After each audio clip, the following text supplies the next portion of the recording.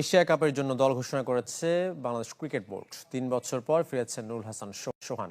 2022 সালে টি-20 world cup ছিল তার শেষ টুর্নামেন্ট। ফিরেছেন সাইফ হাসানও, তবে বাদ পড়েছেন নাইম শেখ। অধিনায়ক লিটন দাসের সঙ্গী হয়েছেন তানজিদ তামিম, পারভেজ ইমনরা। বাদ পড়ে স্ট্যান্ডবাই আছেন সৌম্য সরকার, মেহেদী মিরাজ। এছাড়া তানভীর ইসলাম এবং হাসান মাহমুদরাও আছেন স্ট্যান্ডবাই। 30 আগস্ট সিলেটে শুরু নেদারল্যান্ড সিরিজ, আর আগামী মাসে এশিয়া কাপ।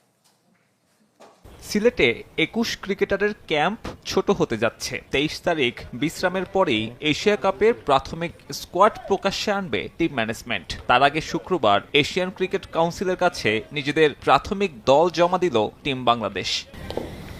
ব্যাটিং অর্ডারটাই সম্ভবত সবচেয়ে সহজ ছিল নির্বাচকদের জন্য। শেষ দুই সিরিজে দলের সর্বোচ্চ রান সংগ্রাহক ছিলেন টপ 3-তে ব্যাট করা ব্যাটাররা। এশিয়া কাপেও পারফরমেন্সে ধারাবাহিকতা চাইবে টিম ম্যানেজমেন্ট। তানজিদ তামিম, পারভেজ ইমনের সাথে অধিনায়ক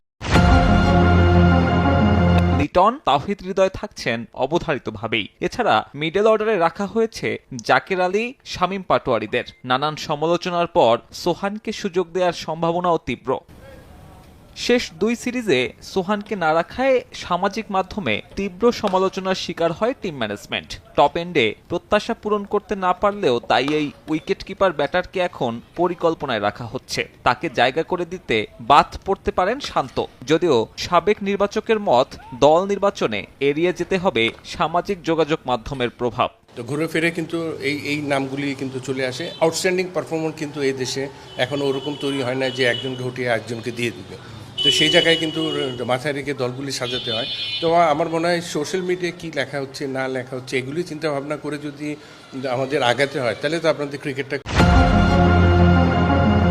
কোথায় যাচ্ছে এটা আমাদের নিজেদেরও চিন্তা করা উচিত। স্পিনিং অলরাউন্ডার বিভাগে চমক থাকার সম্ভাবনা নেই। নেদারল্যান্ড সিরিজ না খেললেও মিরাজকে বিবেচনায় রাখছেন নির্বাচকরা। শেখ মেহেদী যোগ্যতার প্রমাণ দিয়েছেন শ্রীলঙ্কা সিরিজে, আর বাঁহাতি হিসেবে সুযোগ পেতে যাচ্ছেন নাসুম আহমেদ।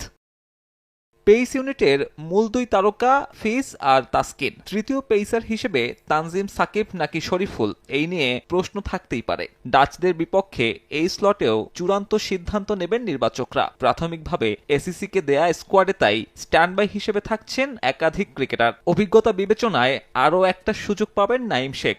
শেষ দুই সিরিজে না থাকলেও আছেন সৌম্য সরকার। শনিবার এই প্রাথমিক স্কোয়াড নিয়ে আরেক দফায় ক্রিকেট অপারেশনস বিভাগের সঙ্গে বসবেন প্রধান নির্বাচক। তবে আনুষ্ঠানিক দল ঘোষণায় হতে পারে আরও দেরি। শনিবার ঘোষণা না আসলে অপেক্ষা করাবে রোববারে।